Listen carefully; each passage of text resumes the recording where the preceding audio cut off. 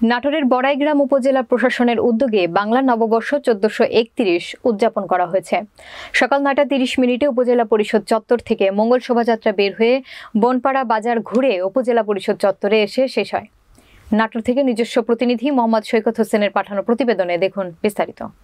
পহেলা বৈশাখের রবিবার সকালে পান্তা উৎসবের মধ্য দিয়ে উদযাপন শুরু হয়।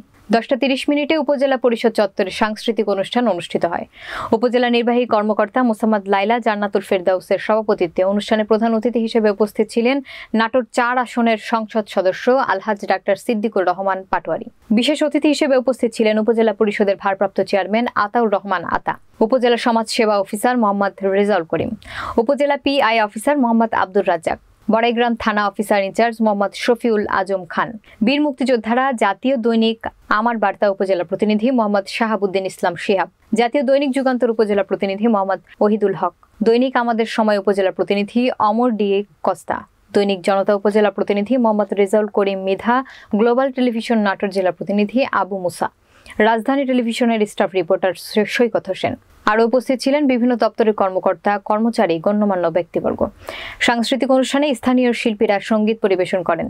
উপজেলার সচেতন মানুষের দাবি, করোনা ভাইরাস সংক্রমণের পূর্বে ও পরবর্তী সময়ে প্রতি বছর উপজেলার বিভিন্ন শ্রেণী পেশার মানুষের অংশগ্রহণে বাঙালি প্রাণের উৎসব পহেলা বৈশাখ জাঁকজমকপূর্ণভাবে উদযাপিত। আমি উপজেলা মহিলা সংস্থা নারী উদ্যোক্তার রেজিস্ট্রেশন করছিলাম সবুজ দর্শনে। মেয়েদের নিয়ে যে হাতের একটা কাজ কুটিরশিল্প, হ্যাঁ, এটা তো আমাদের বাংলার ঐতিহ্য। এই কারণে আমার মনে হয়েছে যাই তো পয়লা বৈশাখ, এই কারণে একটা স্টল দেওয়া উচিত হাতের কাজে, যেটা আমাদের সে আদিকাল থেকে হয়ে আসছে।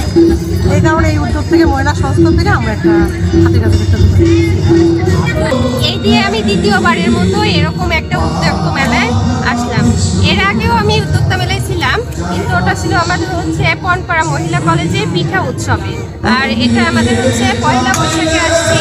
কিন্তু এবার সবাই দেখি যে পান্তা ভাত, ইলিশ মাছ এগুলো নিয়ে আসে, কিন্তু এগুলো তো আমরা বারবার খেয়ে আসতেছি।